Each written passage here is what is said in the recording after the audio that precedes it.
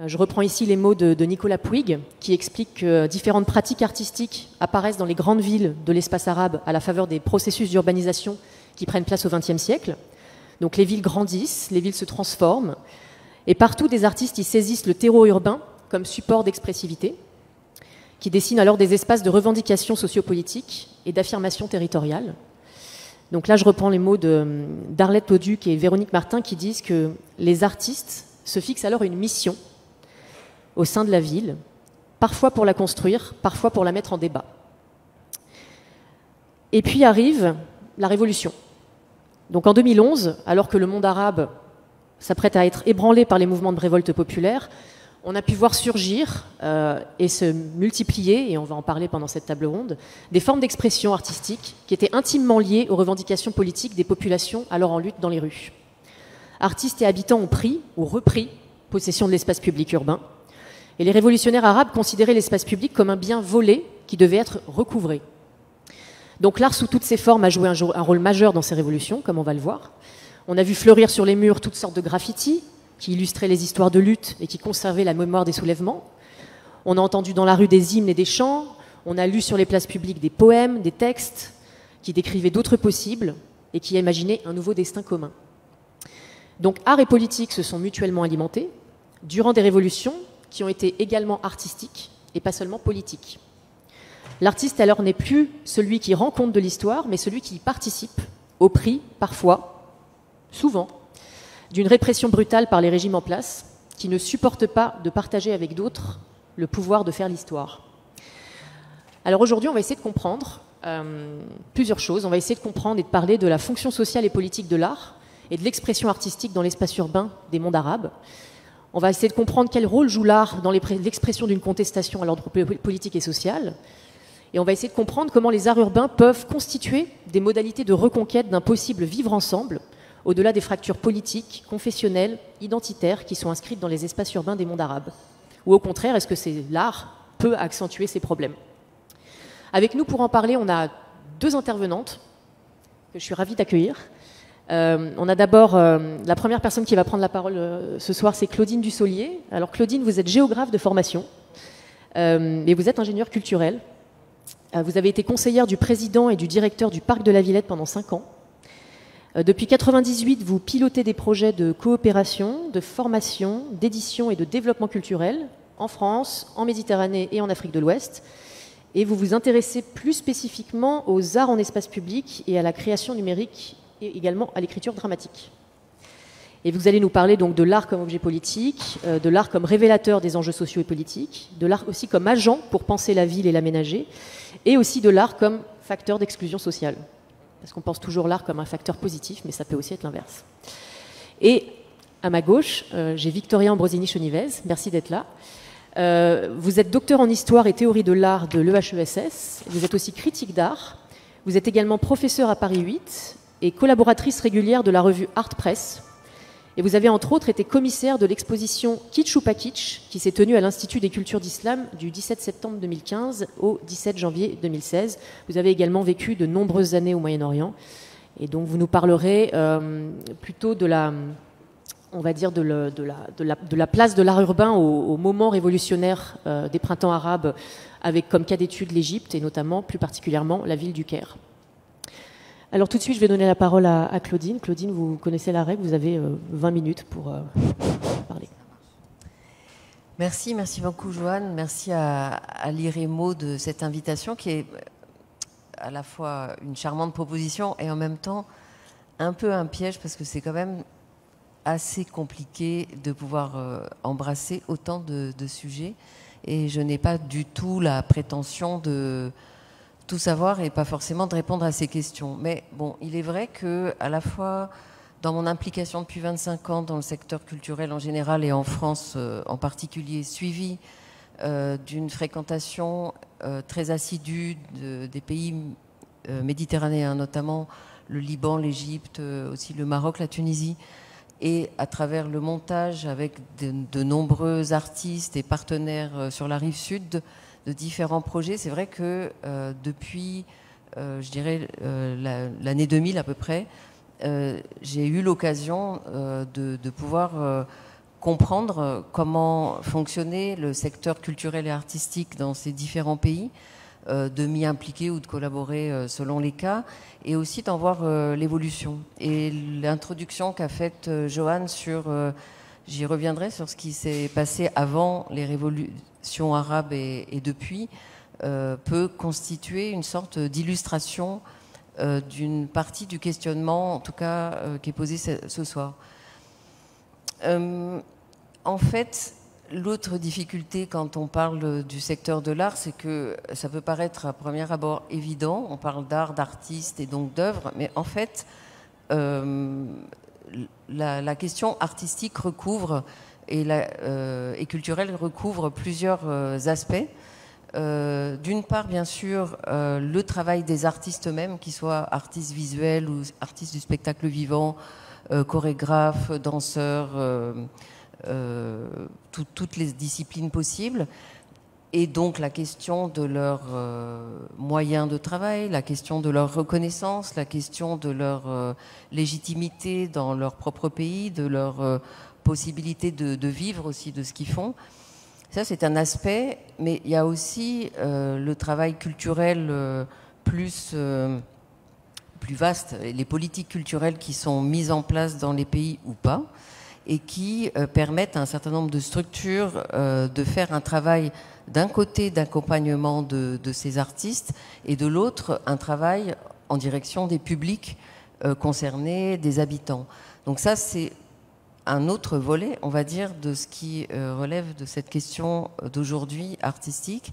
Et puis, au-delà de ça, il y a aussi tout simplement les pratiques culturelles des gens dans tel et tel pays et la façon dont la culture s'exprime et qui constitue de toute façon aussi le terreau dont sont issus les artistes, qu'ils soient ruraux ou urbains, et aussi qui nourrissent une partie des imaginaires en cause, soit par invention dans la vie urbaine telle qu'on l'a vu depuis tout à l'heure, de nouvelles formes, de nouvelles sociabilités facilitées par l'art, ou bien que ce soit dans une recherche aussi de sources qui datent, de sources culturelles qui datent d'avant la colonisation. Ça aussi, aujourd'hui, c'est un sujet très important dans le monde entier, hein, d'essayer d'identifier ce qui peut y avoir derrière, avant la période de décolonisation qui a beaucoup influencé aussi l'ensemble des pratiques culturelles. Et je dirais aussi que le marché, le modèle économique dominant de notre monde capitaliste, a aussi à voir avec la façon dont les artistes peuvent aussi vivre de leur art, de la manière dont ils peuvent aussi circuler et autres. Donc il y a aussi des données économiques sur lesquelles je ne vais pas m'étendre, mais il faut être conscient simplement qu'on est, quand on parle d'art, en fait, on s'inscrit dans la société telle qu'on la connaît.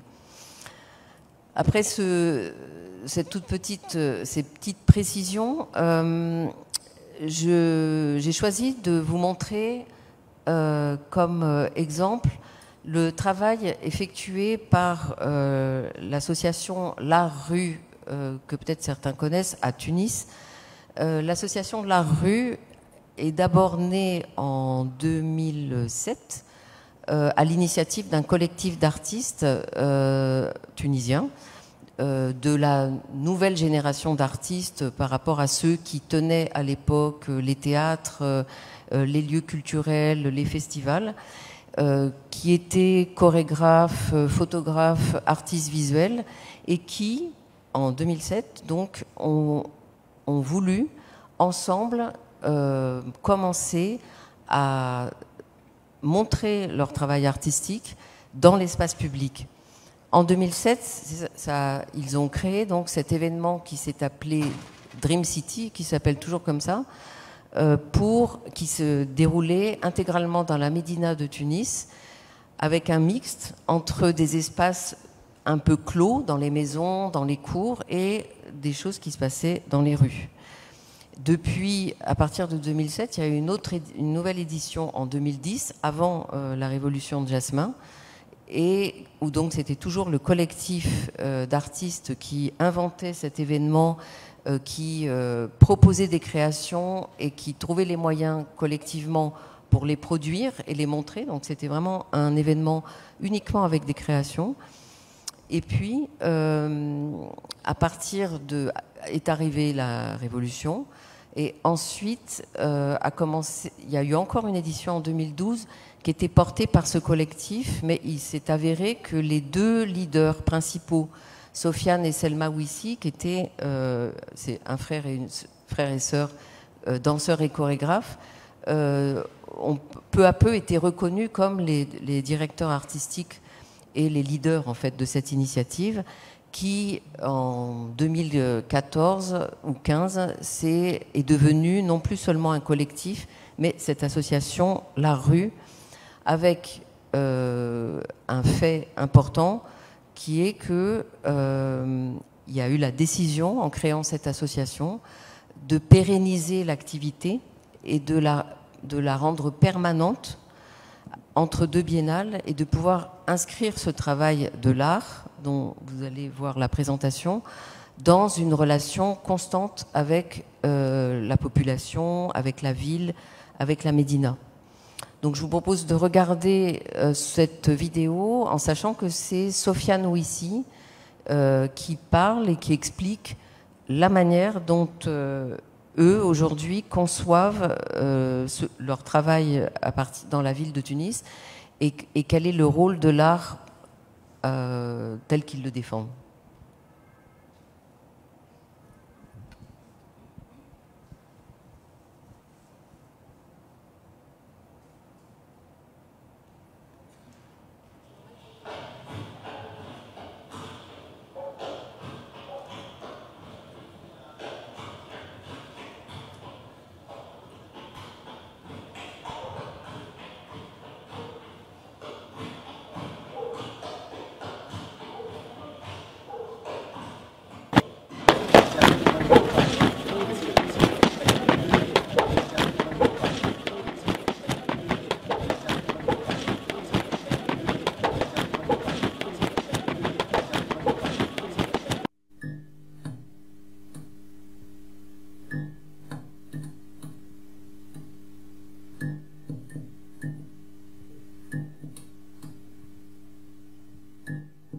الشارع فن. الاسم يحكي كل شيء. في تونس الشارع الفضاء العام ما كانوش متاعنا، ومن 2007 بدينا نخمو كيفاش باش يرجعوا متاعنا. Et il n'y a pas mieux que l'art comme forme d'occupation et de réappropriation de l'espace.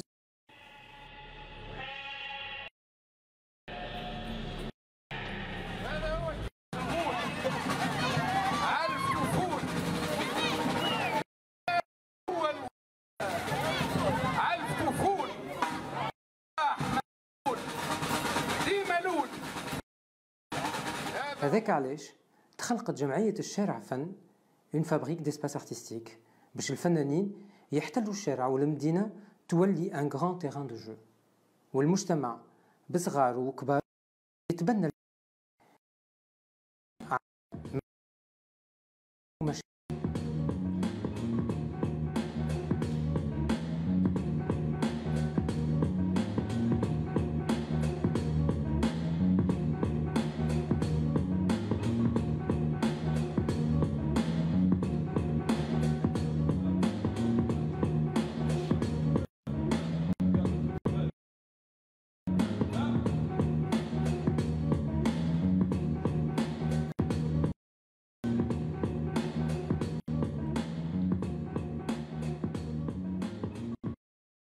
واضحة. الفن عنده دور كبير ومهم في تطوير المجتمع sur le plan éducatif, social et économique.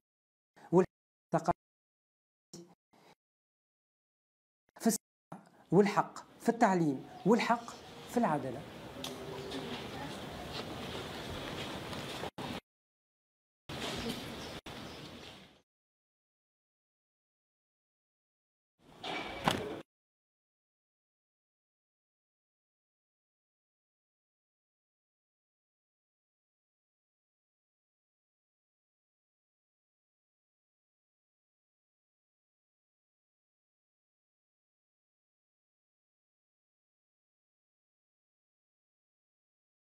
être soulignées.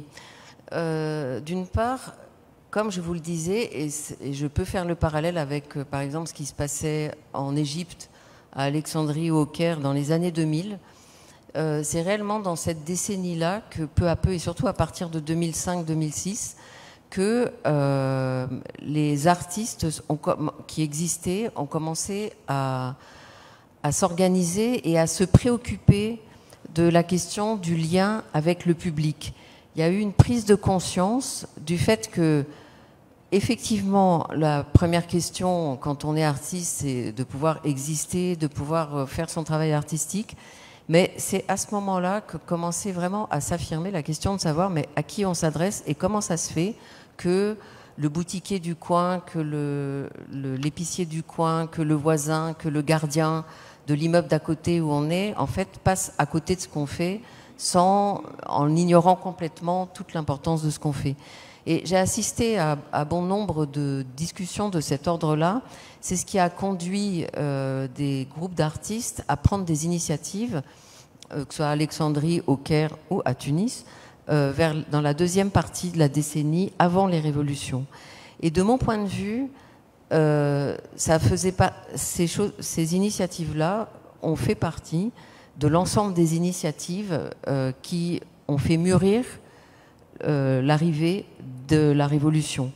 Je ne veux pas dire par là que c'est les artistes qui ont contribué à faire la révolution, mais cet état d'esprit, cette préoccupation a participé complètement de cette vision et ce désir d'une nouvelle société, de pousser les murs, de s'exprimer. Évidemment, dans ce contexte-là, les réseaux sociaux ont été extrêmement importants pour aussi créer des espaces d'échange qui ont réellement fait émerger la conscience que c'était possible. Et donc, en fait, je crois que ce qui se passe dans l'espace public, mais pas seulement dans les pays arabes, ce qui s'exprime en matière artistique à l'extérieur, dehors, sur la place publique, a complètement à voir avec la situation politique et l'état de la société dans n'importe quel pays.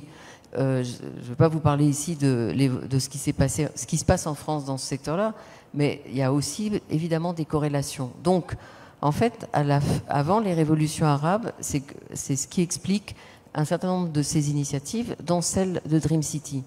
Et en fait, ce qui s'est passé au moment des révolutions, c'est tout d'un coup, tout s'est passé dehors. Tout s'est passé à l'extérieur avec, du coup, en donnant à tout le monde et à chacun la vision globale de sa société.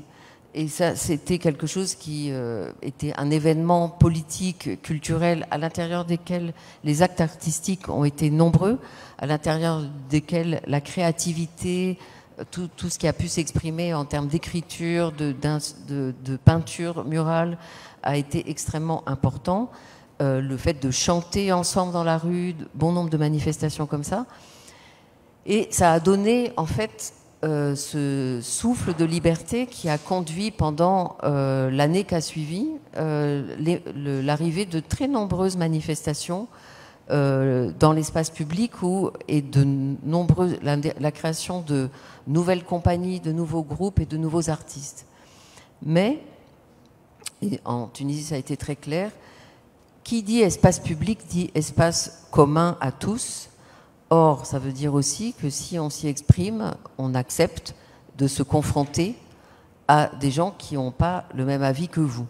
Et c'est sûr que c'est à partir de l'année 2012 que se sont exprimés des conflits, des agressions, des événements, des batailles à Tunis, des saccages d'expositions, et du coup la prise de conscience à peu près que, en fait, les uns et les autres vivaient dans une société conflictuelle avec des visions complètement différentes de la société et qui a de fait posé la question du droit à la liberté d'expression sur une toute autre manière avec beaucoup plus de gravité. Et il me semble aussi que c'est à ce moment-là que les artistes ont commencé à comprendre, ceux qui avaient été assez leaders pendant tous ces événements, que en fait le travail à effectuer était un travail à long terme que la société avait besoin, et notamment les jeunes et les enfants, avaient besoin d'un travail en profondeur pour pouvoir réellement changer la société. C'est cette prise de conscience-là qui fait qu'un certain nombre d'équipes artistiques se sont ancrées sur des territoires, que ce soit dans les villes ou dans des plus petites villes, dans des communes plus rurales, pour effectuer un travail à long terme.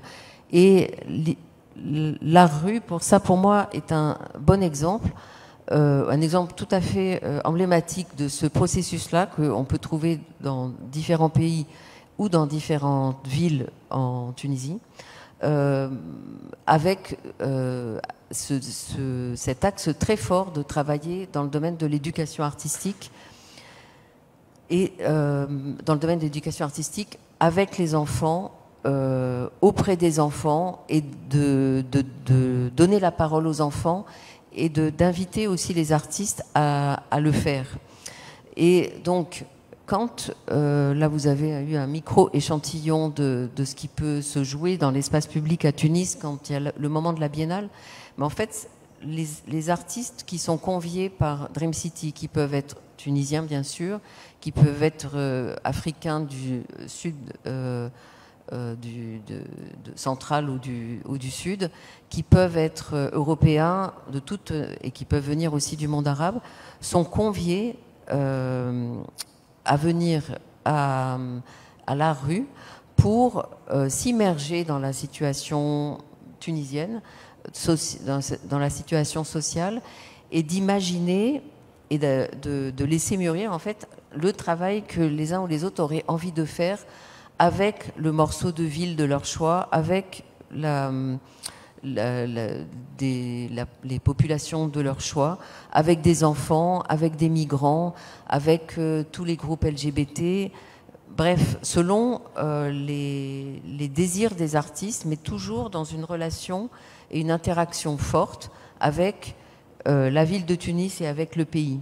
Et c'est ce qui, en fait, va nourrir ce travail artistique qui, du coup, quand les créations arrivent, c'est la partie immergée, mais il y a eu tout ce processus qui a, le plus souvent, impliqué les habitants dans leur diversité, telle qu'on l'a vu. Ce qui fait que ce travail de l'art dans la ville s'exprime dans l'espace public à travers des festivals, mais aussi travaille le tissu social, travaille le tissu éducatif à travers ce travail approfondi.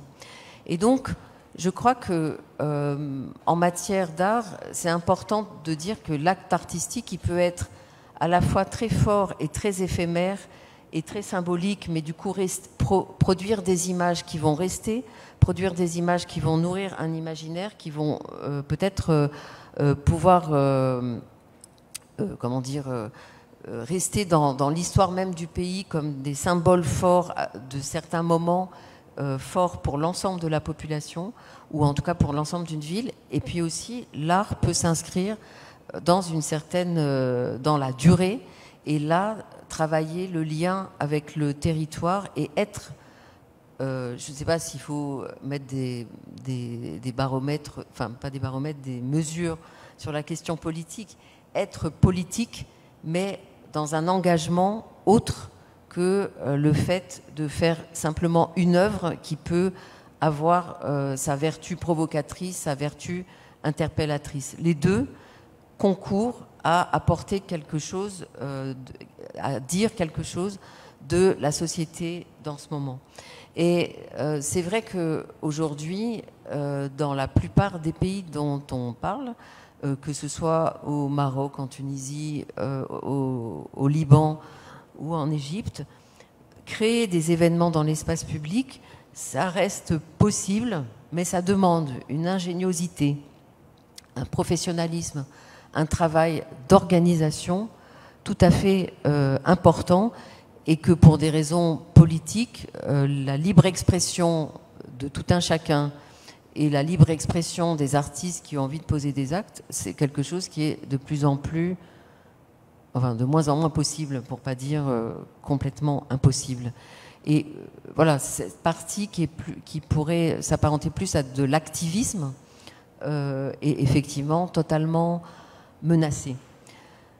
Et bon, il y a des ruses, hein, il y a les réseaux sociaux, et c'est vrai que, par exemple, pour finir sur cette partie-là, en Tunisie, quand il a commencé à y avoir des conflits avec des intégristes qui ne supportaient pas de voir des danseurs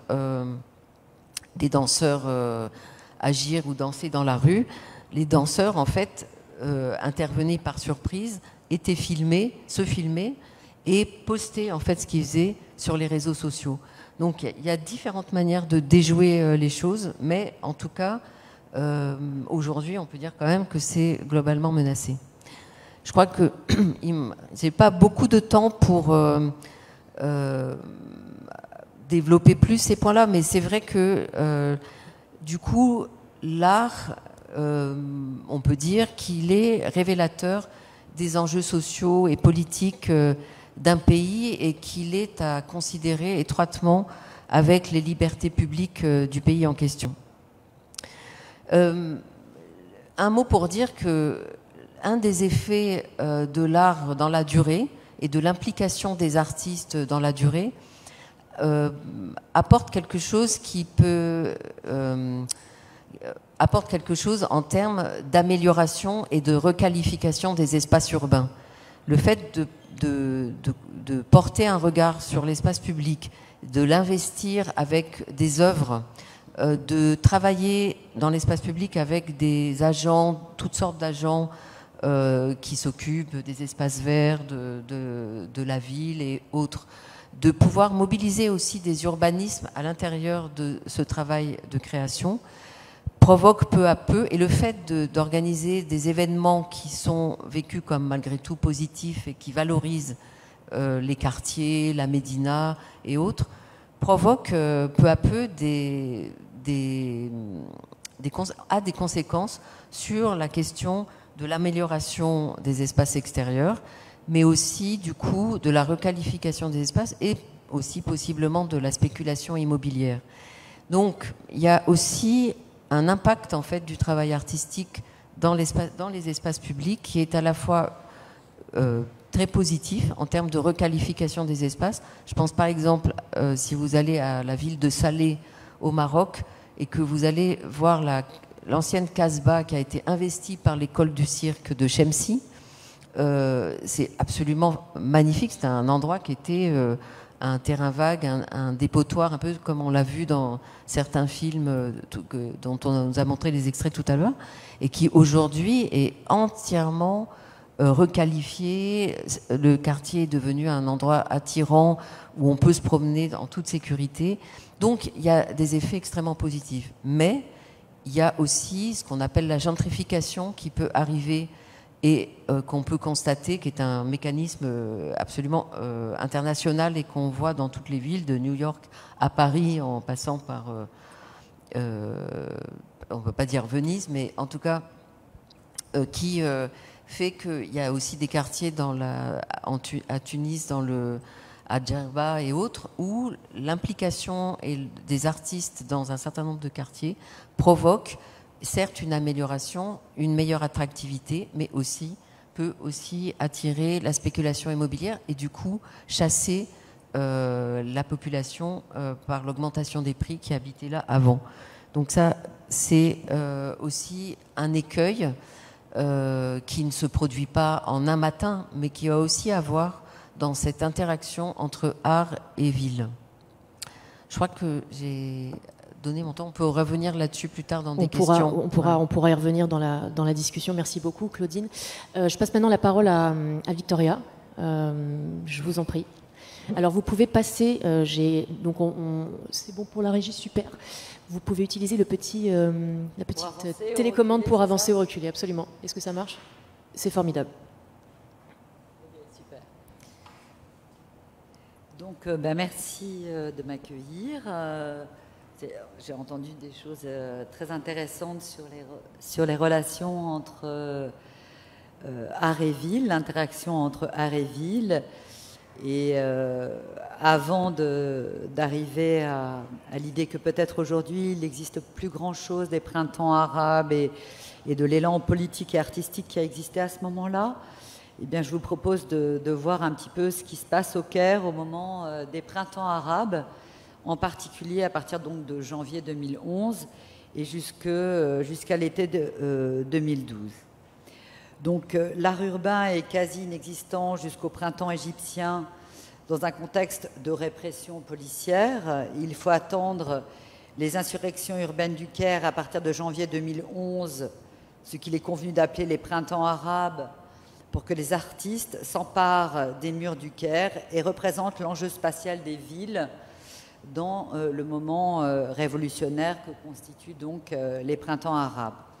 Donc je voudrais partager avec vous quelques images de cette appropriation de l'espace urbain par les artistes dont on peut dire à ce moment-là qu'ils sont révolutionnaires. Donc dès avant les printemps arabes, dès 2009, certains précurseurs ont tenté d'importer au Caire l'art urbain tel qu'on le trouve notamment en Europe ou en Occident, là où Ayman Ramadan, un des artistes dont je vais vous montrer les œuvres tout de suite, fait ses études d'art.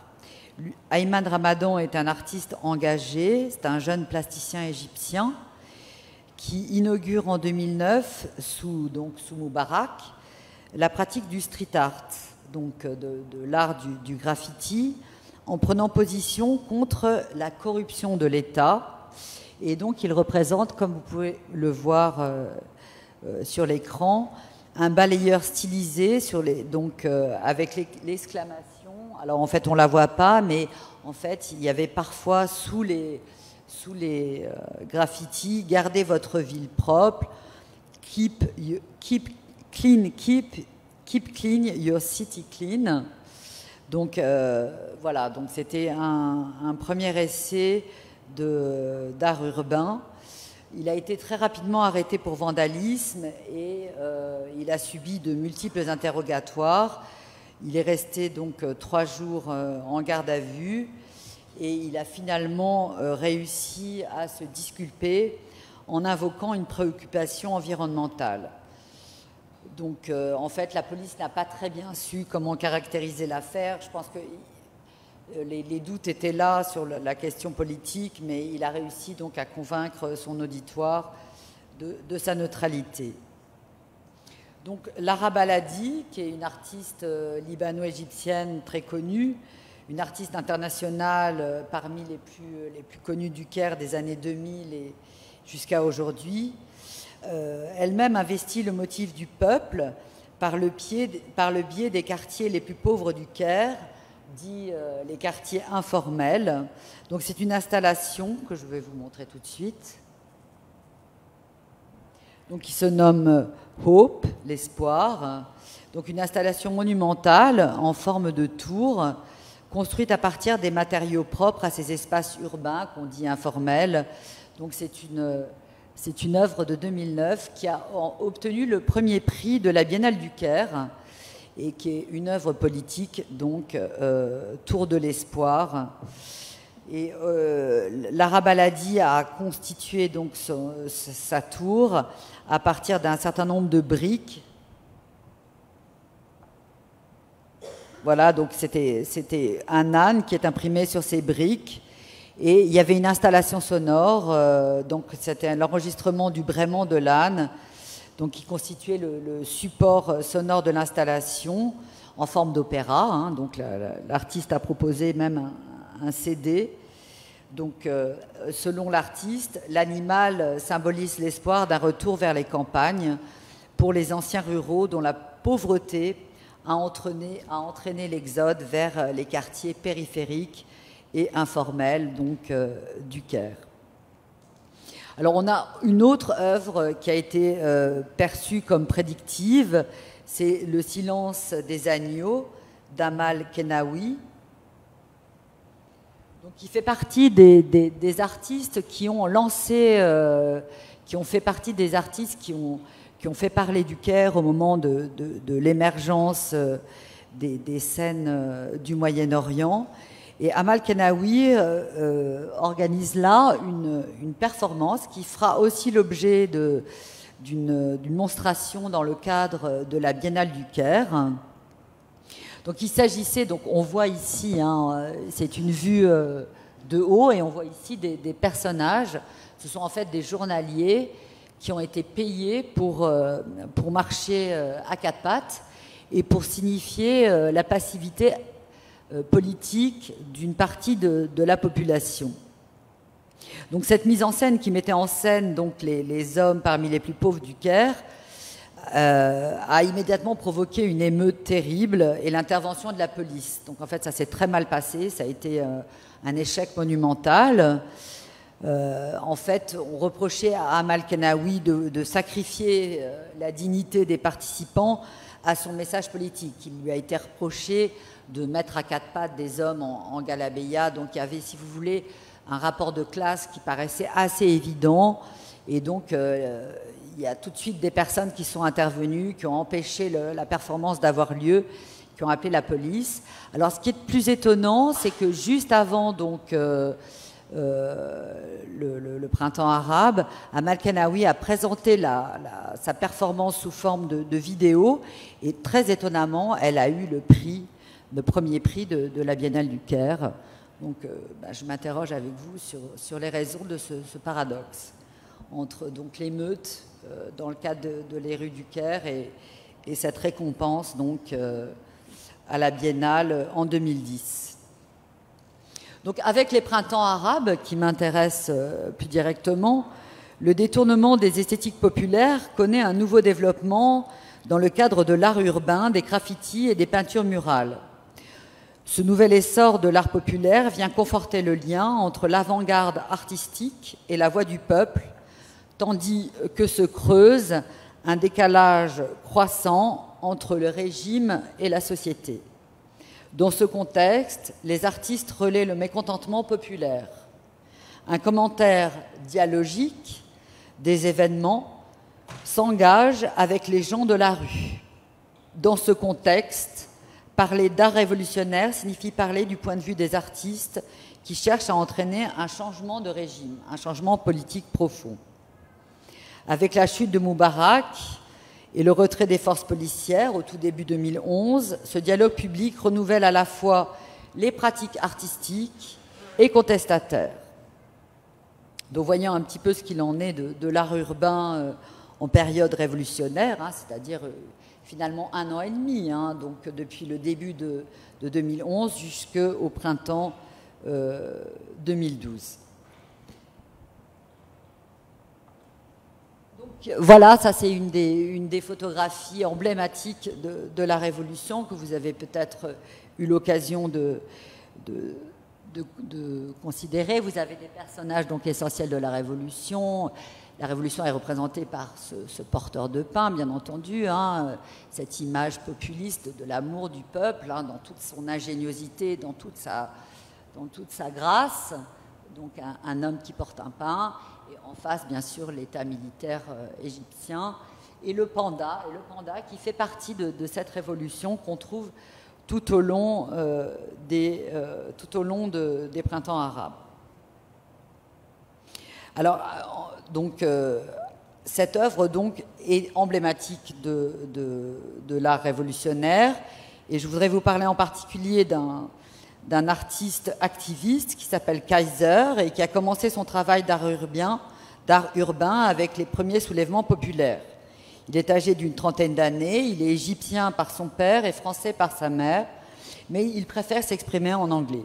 Bon, je l'ai rencontré et donc j'ai pu constater ses choix.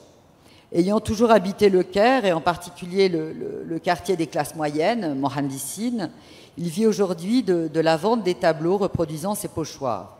Au moment des printemps arabes, il est très engagé et fait partie de ces graffeurs dont l'objectif politique l'emporte sous toute autre considération, y compris artistique.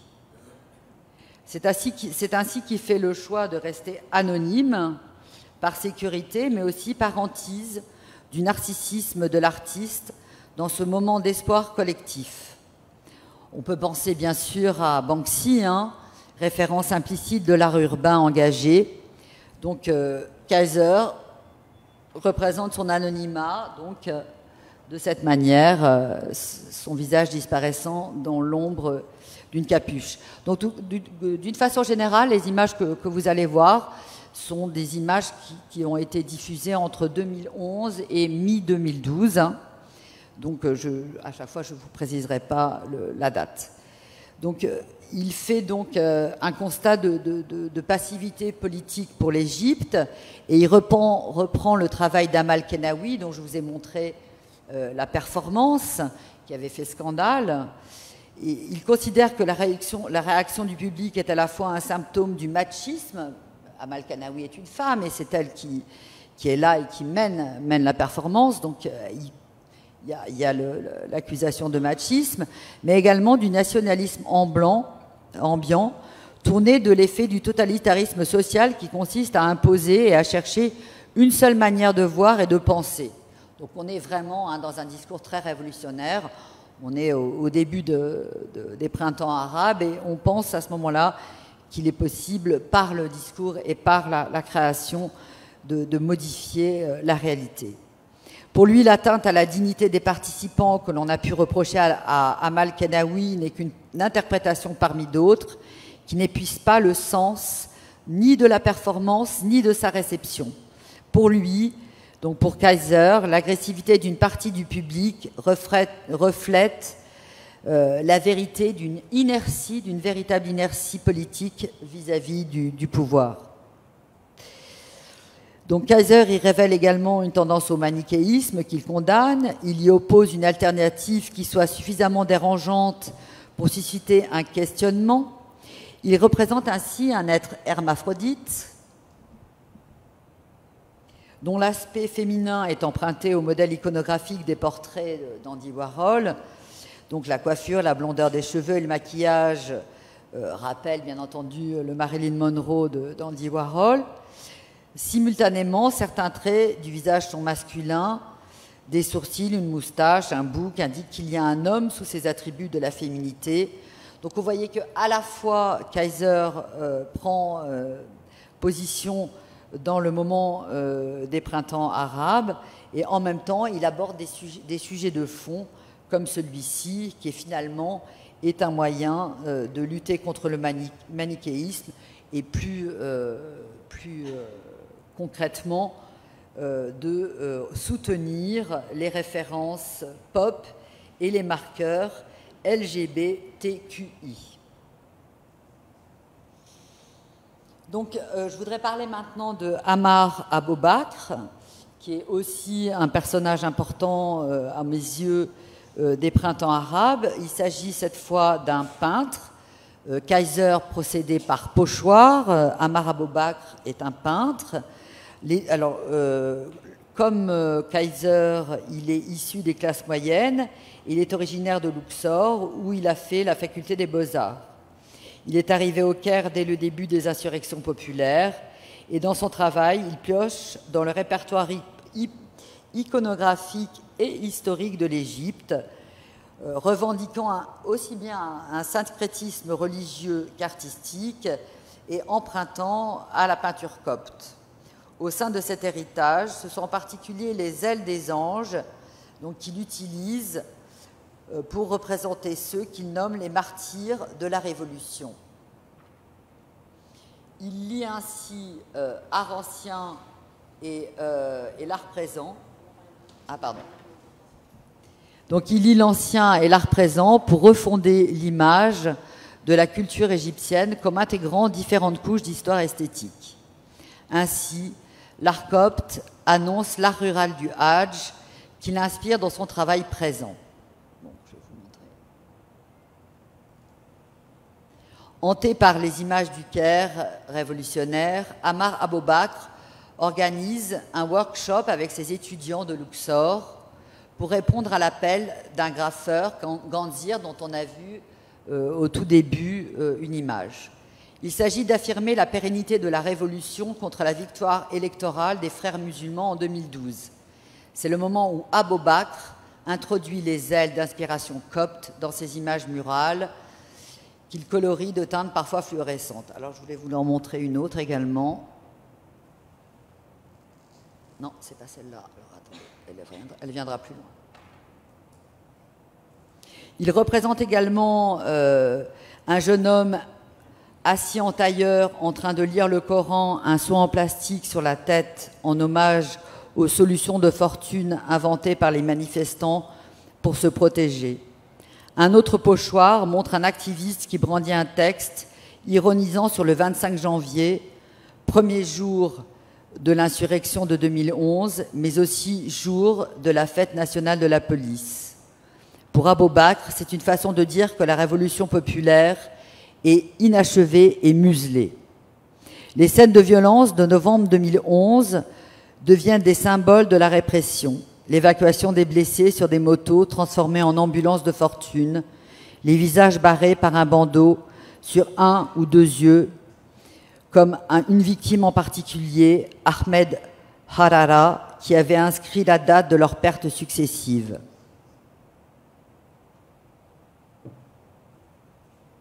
Surtout, une vidéo circulant sur YouTube montre un officier armé visant un manifestant tandis que ses collègues l'encouragent à viser les yeux.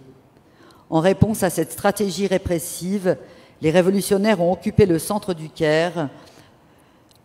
Reprenant ces événements, Ammar Abou Bakr a représenté l'officier criminel sous l'identité d'un bandit connu et surtout les victimes de cette guerre des yeux, hommes et femmes, visages surdimensionnés dans les rues du Caire, barrés d'un bandeau sur l'œil.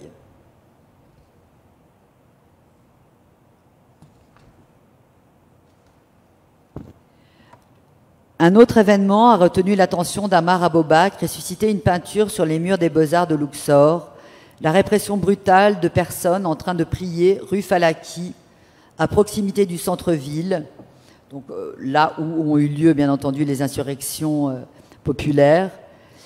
Donc une répression brutale avec la complicité des frères musulmans. Cette œuvre dénonce de nouveaux martyrs, reconnaissant à leurs ailes d'ange, mais également reconnaissable à leur aile d'ange. Pour Ammar Abou Bakr, tous ces morts constituent un seul et même groupe, celui des victimes de l'État. Il associe ainsi ceux qui sont tombés sous les coups de la répression policière à ceux qui sont morts à Port Saïd dans une effroyable cohue à l'occasion d'un match opposant le Caire à Port Saïd. L'impuissance des forces de l'ordre a été interprétée comme un acte volontaire contre les ultras du Caire, supporters de football et surtout adversaires victorieux de la police dans les combats de rue au début de la Révolution. Solidaire des ultras, Ammar Abou Bakr représente l'un d'entre eux parmi les martyrs. Cette assimilation a entraîné le mécontentement des supporters, ainsi récupéré par le militantisme révolutionnaire vis-à-vis duquel il reste néanmoins en retrait. Pour apaiser les ultras, Ammar Abou Bakr ajoute d'autres martyrs, notamment les victimes de la gestion catastrophique de l'État. Certaines d'entre elles sont en effet représentées dans les fresques murales, comme Issam Atta, mort des suites d'une injection de chlore par la police. Si l'histoire est insoutenable, comme les images qui ont circulé sur le net, le peintre a renoncé à en présenter l'horreur et s'est contenté de faire le portrait du jeune homme avant son arrestation. À l'inverse, l'artiste a reproduit certains sévices tels que les familles ont pu les photographier en allant reconnaître leurs morts.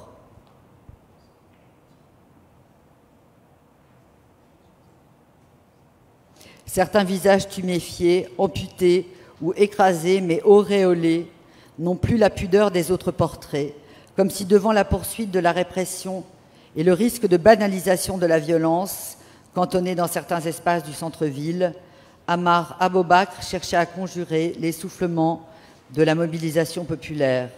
Un des moyens utilisés est l'interaction mise en place entre les artistes activistes et le public autour de l'art urbain.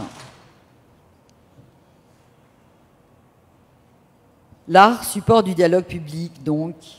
Dans les entretiens, Ammar Abou Bakr démystifie la valeur artistique de ses peintures dont il ne cesse d'affirmer que leur objet est politique.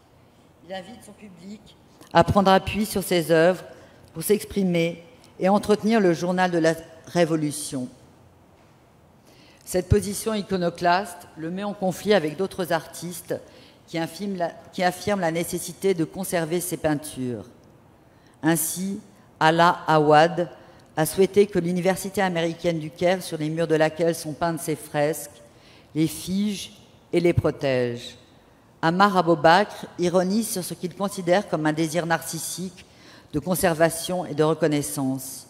Il estime que les graffitis doivent rester éphémères, s'adapter à l'évolution de la situation politique et surtout éviter une sacralisation qui paralyse l'expression réactive et spontanée du public. Son travail devient un acte politique au service du dialogue public. Il insiste sur la dimension interactive qui existe entre certaines de ses peintures et les gens de la rue. Quand il peint un cadre vide, les gens y font figurer la victime grâce au système du pochoir téléchargeable sur Internet. Toutefois, l'élection d'un frère musulman, Mohamed Morsi, et surtout la restauration du pouvoir militaire ont stoppé l'élan politique et l'art urbain révolutionnaire tel qu'il se déployait entre le mois de janvier 2011 et le printemps 2012. Le 9 mars 2012, les artistes et les militants lancent sur Facebook l'opération « Pas de mur ». Il s'agissait cette fois de mobiliser la population pour reprendre possession de l'espace public grâce aux tags et aux graffitis, contre les cloisonnements et les fortifications policières du centre-ville révolutionnaire, sur le modèle du graffeur et activiste Banksy, qui en 2005 a peint des ouvertures factices sur le mur d'enceinte construit par Israël en Cisjordanie.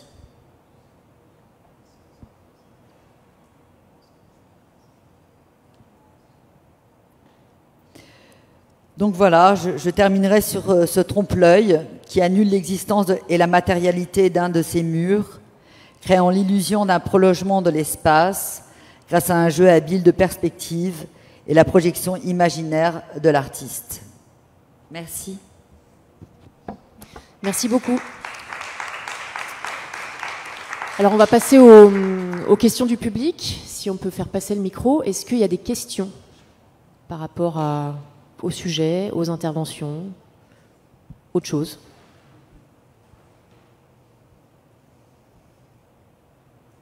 Non?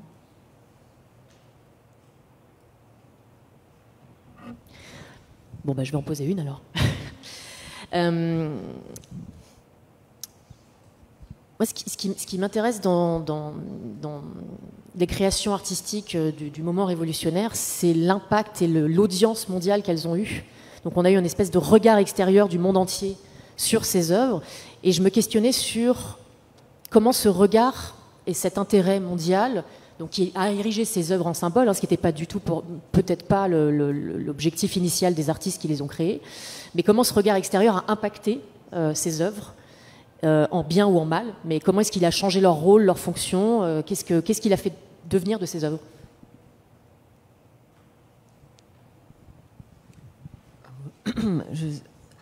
Il me semble en fait que toute cette expression sur les murs, en fait, qui a vraiment explosé pendant les deux périodes révolutionnaires, en fait, ont été extrêmement riches, extrêmement créatives, extrêmement visibles, en tout cas dans les centres-villes. Et effectivement, je pense que c'est la part la plus visible de ce qui se jouait et peut-être la plus simple à capter quand on est loin, d'où l'intérêt, à mon avis, sur le plan international. Et il y a eu quand même plusieurs livres, par exemple, qui ont été publiés sur toute cette créativité et toute cette phase. Voilà, c'est un indice, en fait, de cette lisibilité apportée par ces œuvres éphémères d'un événement qui était à la fois inattendu pour la plupart des gens, totalement explosif, exceptionnel, extrêmement important chargé d'espoir et qui a malgré tout, même si c'est aujourd'hui la répression généralisée, ça a quand même redynamisé toute une société. Donc pour moi, je dirais que sur le plan international, c'est ça aussi qui a rendu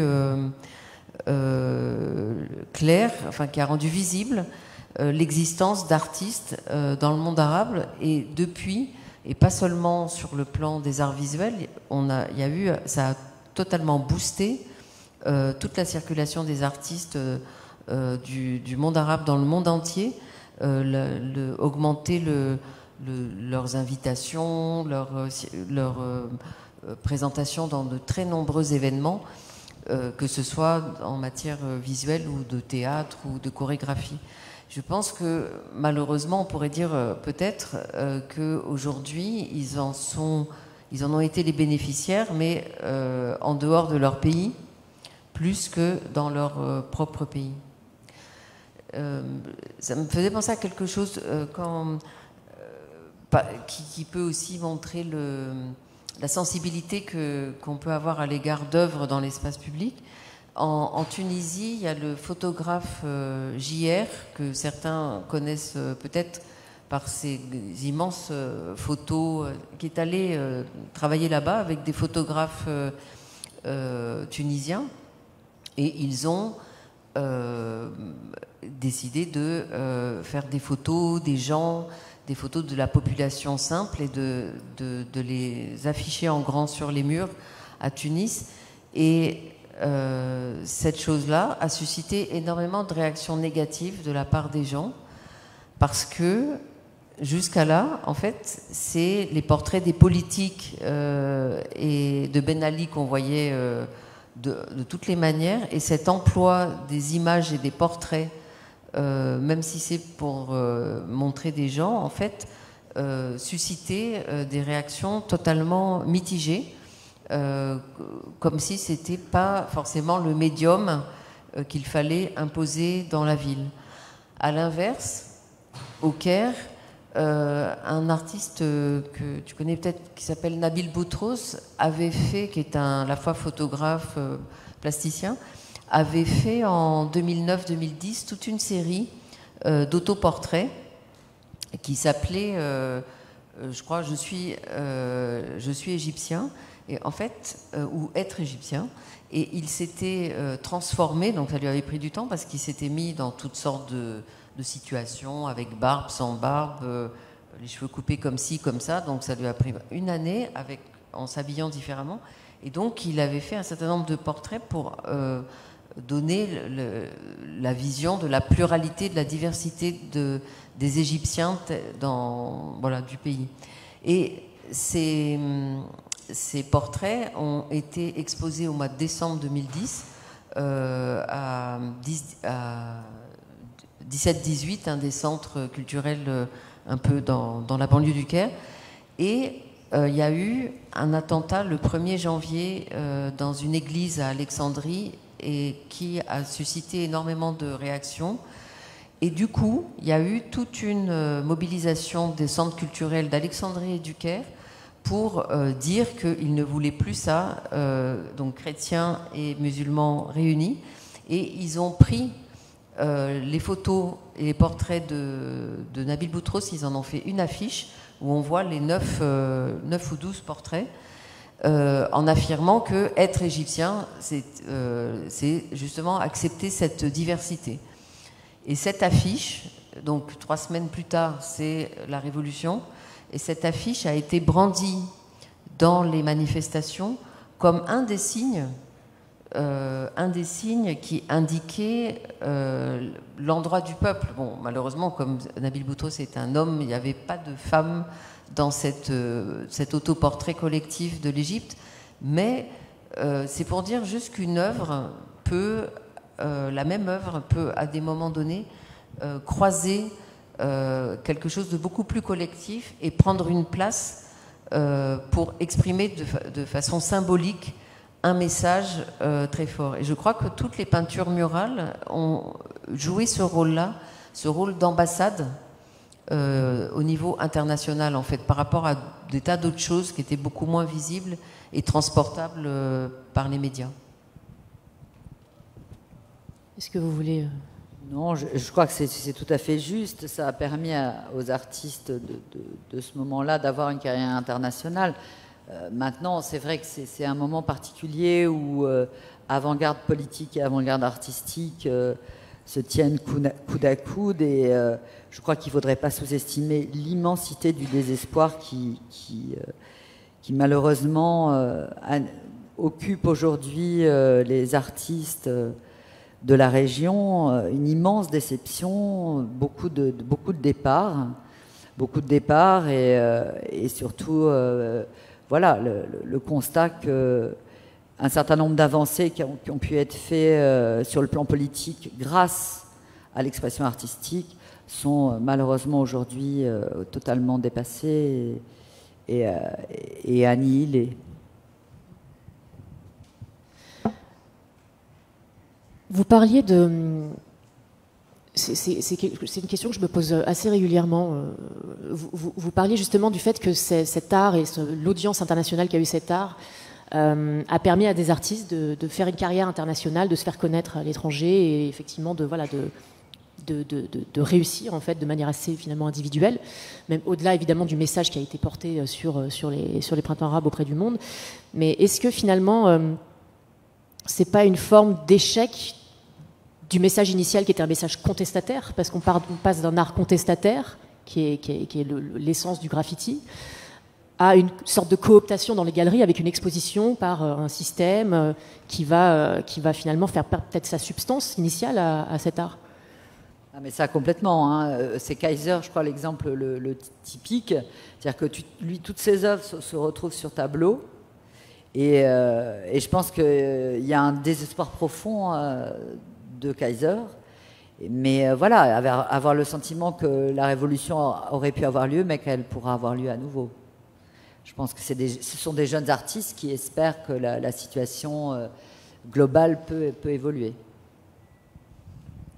Oui, c'est exact que beaucoup, du coup, ont migré, partent ailleurs. Et en tout cas, pour ceux qui sont dans ces formes d'expression-là, en fait, du coup, comme ils sont reconnus et accueillis ailleurs, ils vont vers les endroits où ils peuvent au moins continuer à travailler. Mais par rapport à la société égyptienne, c'est vrai que là, il n'y a pas que les artistes, hein, c'est bloqué. Donc, et c'est là où... c'est là où se pose cette alternative de se dire que l'art peut agir sur la durée et de s'inscrire dans un travail à long terme. Ce que fait par exemple le studio Emadedine au Caire avec le festival d'ICAF, le festival Downtown Contemporary Art Festival qui est dans le centre-ville du Caire. En fait, Ahmed El Attar l'a conçu. Il avait déjà un autre festival plutôt sur les émergences artistique, il a voulu le faire d'une manière internationale. L'année d'avant les révolutions, finalement, c'est après qu'il a initié sa première édition, mais il continue, contre vents et marées, à programmer chaque année. Malgré le Covid, ça s'est un peu déplacé, mais quand même, il continue de le faire. La prochaine édition est fin octobre. De faire un festival pluridisciplinaire dans des espaces public, semi-public, au centre-ville, et il soutient, il accompagne par un travail de production et de coproduction avec d'autres partenaires des créations qu'il essaye aussi de faire connaître à l'étranger par une stratégie d'être présent dans des festivals internationaux et autres. C'est là où c'est comme le travail de la rue à Tunis ou d'autres initiatives. C'est là où c'est la conscience que la société, elle ne va pas changer comme ça et que on peut espérer, parce que ce n'est pas non plus acquis absolument d'avance, que par un travail longue durée de sensibilisation des publics, d'éducation artistique, on peut au moins donner les outils aux citoyens pour aussi pouvoir, eux, s'exprimer, décrypter la société. Mais voilà, et les artistes sont nécessaires à cet endroit-là. C'est pas un travail d'animation, c'est un travail qui se fait avec les artistes. Mais c'est autre chose. Et c'est vrai aussi que pendant cette période, on a pu observer une évolution professionnelle des structures dans ces différents pays. Et des structures qui se sont vraiment organisées, outillées, qui sont exactement dans le même niveau professionnel d'efficacité et de montage de projet que n'importe lequel des structures en France.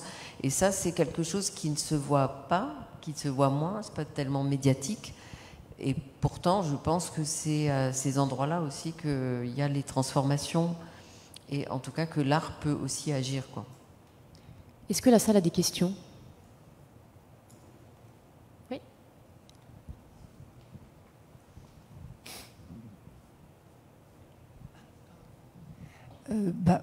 Enfin, merci beaucoup de vous avoir entendu aujourd'hui. C'est plutôt beaucoup de réactions à la fois ponctuelles et une beaucoup plus grande, à savoir que d'un seul coup, à vous entendre, il y avait une question fondamentale que je me posais moi-même aujourd'hui, étant enseignante d'art plastique dans toute une carrière. Je me disais, mais enfin, il y a quand même l'endroit où les gens doivent passer, circuler, c'est peut-être là où il faut intervenir, où les gens... Alors il y a des petites choses qui se passent, on met un piano à droite à gauche, on fait intervenir des artistes dans des locaux voués à la destruction, dans des gares de la SNCF, enfin l'ex-SNCF, mais on sait après que c'est pour être démoli. Alors il y a quelque chose en ce moment qui me semble se donner bonne conscience par rapport à ça, dans notre espace à nous, là je reviens un petit peu ici, et qui m'interroge fondamentalement, parce que les artistes se proposent à des prix d'or maintenant, c'est très cher d'aller voir des expositions, c'est très cher, c'est toujours un petit peu privilégié. Mais comment effectivement effectuer, tout ce que vous dites, c'est comment effectuer, est-ce qu'il faut des états de crise graves pour effectuer le chemin inverse, c'est-à-dire que ce soit un peu les initiatives, les artistes qui vont un petit peu dans la rue et puis faire surgir d'autres choses. Et d'un seul coup aussi, j'ai eu en mémoire tous mai 68, quoi, où la rue était réappropriée par tout le monde, et tout le temps, et sans problème. Tandis qu'aujourd'hui, si vous y allez, il y a les caméras, vous êtes accusé de saillir la ville. Donc il y a à la fois cette mémoire qui est revenue d'un moment assez exceptionnel, dans laquelle effectivement la rue était le centre d'intervention, ce désir... effectivement, ou cette question à savoir est-ce que l'art et la culture, bon, peut-être qu'il faut que ça cesse d'être un peu très privilégié, très marginal, très bourgeois, et pour l'éducation, pour la création, pour la réflexion, effectivement, être porté dans cet espace urbain, même qui est le nôtre. Comment... excusez-moi, ça se mélange un petit peu, parce que je repensais au mur, le mur... en Palestine, bon, il y a quand même des gens célèbres qui sont intervenus aussi, Ernest Pignon-Ernest ou Bonsky, je ne sais plus, mais quel impact ça a, par exemple? Autant, alors, une question aussi, je me demandais, je dis, tiens, l'impact que ces gens ont pu avoir, que vous relatez là, dans ces circonstances de dite révolution, qui n'en sont pas vraiment non plus, des pays arabes. On n'en parle pas du tout pour le mur de Palestine. Pourtant, il se passe beaucoup de choses. Ça, c'est pas visualisé, c'est pas repris. Alors, quel est l'écho? Qu'est-ce qu'on en fait aujourd'hui, enfin, dans ce territoire, par exemple, où nous vivons? Donc, à la fois, tout ce que vous racontez, c'est un énorme encouragement, peut-être un espoir, à la fois un petit peu comme dans ce dont vous parlez, la rue à Tunis. Et est-ce alors, autre chose aussi, est-ce que cette art rue a été à l'initiative, vous avez dit, de beaucoup d'initiatives dans d'autres villes, dont celle de Sfax, qui justement en 2013 ou 2014 a fait intervenir des plasticiens dans les vieux borges de la ville et de la campagne, et cette action a continué un certain nombre d'années déjà. Mais par contre, il y a à Sfax une association Borj Kelal qui s'appelle, et où effectivement il y a un travail d'éducation qui est donné aussi, mais au fond ce sont souvent des enfants de la ville et des enfants bourgeois quand même, déjà de double culture qui y vont, et non pas les enfants des classes populaires. Je m'étais posé la question par rapport à des possibilités justement d'intervenir en milieu rural. Vous avez parlé d'intervention en milieu rural, mais je ne sais pas trop ce qui s'est passé. Donc, excusez-moi, je suis un peu en vrac, toutes mes observations et mes réflexions. Mais donc, en même temps, c'est très encourageant de vous entendre aujourd'hui, parce que peut-être aussi que c'est quelque chose qui est un petit peu d'avenir dans nos sociétés qui, elles, ne sont absolument pas remises en question. Et je crois que c'est très bien quand c'est ailleurs. Mais si on le faisait ici, voilà. Et quelles initiatives peut-on prendre, effectivement, sur le territoire où on vit comme ici, par exemple? Merci beaucoup pour votre question et vos commentaires. Je vous laisse la parole si vous voulez répondre ou commenter. Ou... Moi, pardon, en fait, j'ai pas compris la question. Il n'y avait pas de question, c'était surtout un commentaire. Non, c'était des réflexions sur le... C'était plus, je crois, des réflexions qui partaient dans plusieurs sens. Moi, en fait, bon, on ne peut pas ouvrir le débat sur ce qui se passe en France, mais il y a quand même énormément d'initiatives qui ne s'adressent pas du tout aux classes privilégiées. Enfin, je ne sais pas comment répondre à ça. Il y a d'une part une chose, c'est que vous parlez à juste titre, par exemple, de mai 68. Toute cette décennie-là a vu naître énormément de mouvements sociaux dans tous les sens dans les sociétés occidentales, les luttes féministes, les luttes par rapport à déjà LGBT, l'égalité homme-femme, ainsi de suite. Et c'est dans cette période-là que des artistes ont décidé d'aller jouer à l'extérieur, d'aller jouer dans les villes nouvelles, d'aller jouer ailleurs que dans les théâtres. Et c'est dans cette période-là que commençaient à naître les grandes compagnies qui travaillent aussi en France dans l'espace public, que ce soit les Ilotopie, que ce soit Royal de Luxe, que ce soit toutes ces compagnies-là, et qui sont devenues un vrai mouvement plus tard, dans les années 80, et qui se sont vraiment structurées dans les années 90. Et aujourd'hui, si vous voyez le nombre de festivals d'art de la rue qui existent en France, c'est énorme. Et en fait, ça reste paradoxalement dans notre système culturel français un secteur qui est un petit peu dénigré par ceux qui font du théâtre ou ceux qui sont... parce que c'est dehors, parce que c'est gratuit. Enfin, c'est pas gratuit au sens où il y a bien des gens qui payent pour que ça se passe et qu'eux sont payés aussi pour le faire, mais c'est dans un accès direct aux gens, dans leur grande diversité. Et donc, il y a toujours aujourd'hui en France des débats sur ces questions que vous soulevez. Et donc, on ne va pas faire le débat ici, mais en tout cas, si ça vous intéresse, c'est vraiment quelque chose qui existe énormément.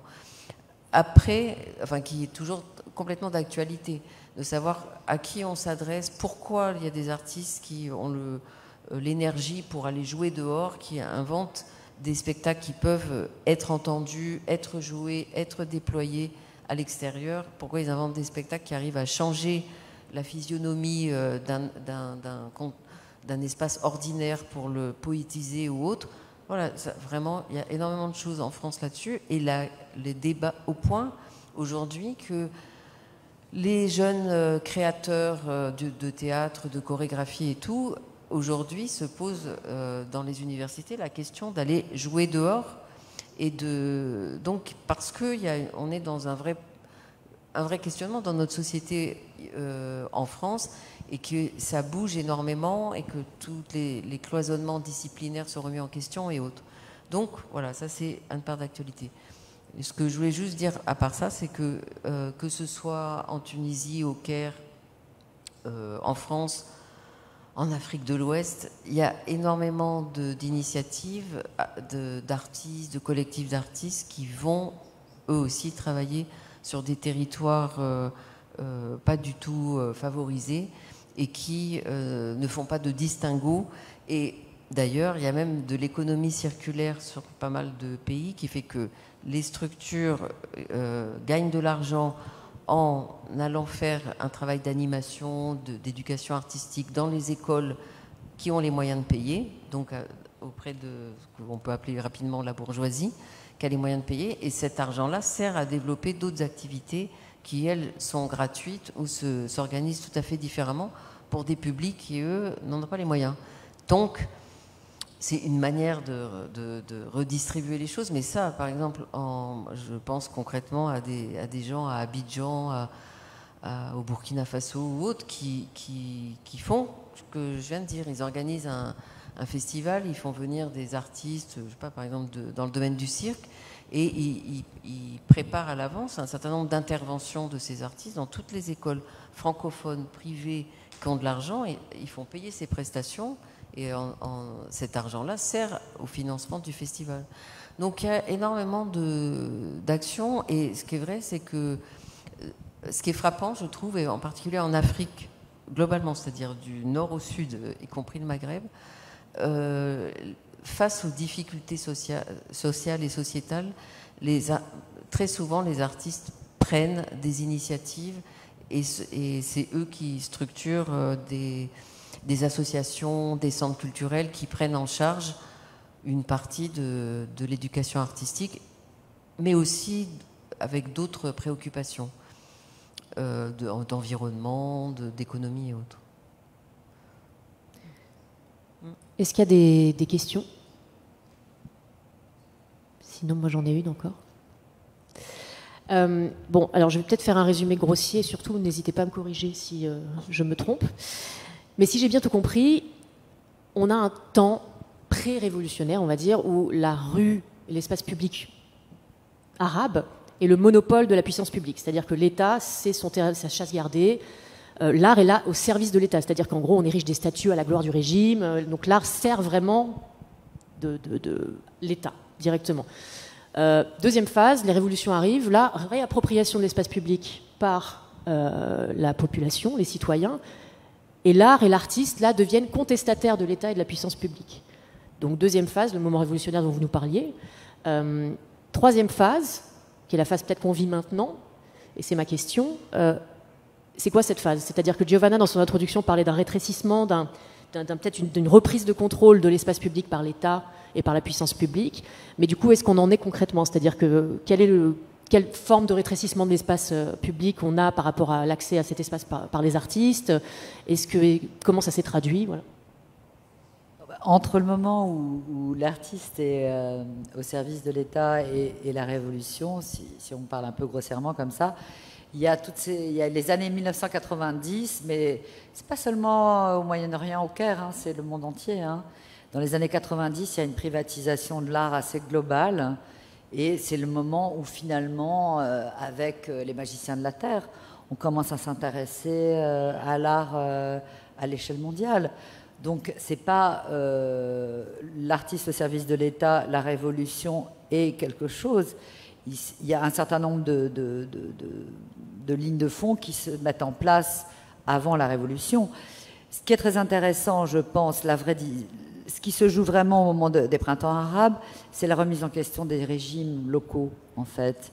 Parce que jusqu'à présent, je dirais que les années 90 et la privatisation de l'art au Moyen-Orient a permis aux artistes de poser la question des injonctions en provenance de l'Occident. C'est-à-dire qu'on se rend compte assez facilement dans les années 90 que globalement, tous les arts extra-occidentaux font de la culture, représentent leur culture, et il n'y a qu'en Occident qu'on représente l'art contemporain finalement. Donc les révolutions arabes, elles permettent finalement de revenir sur soi, je pense. Et à un moment donné, je crois que l'audience internationale est secondaire, elle est utile nécessairement politiquement, mais l'audience, elle est d'abord locale au moment des révolutions.